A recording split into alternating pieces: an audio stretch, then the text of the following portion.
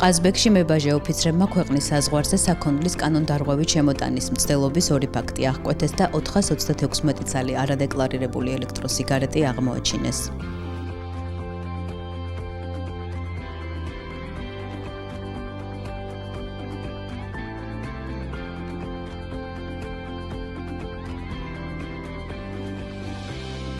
სამართალდამრღვევ მოქალაქეს ელექტროსიგარეტები მანქანის სალონში წინასწარ მოწყობილ სამალავებში ჰქონდა განთავსებული და გასაუბრებისას მან განზრახ უარყო არადეკლარირებული საქონლის არსებობა.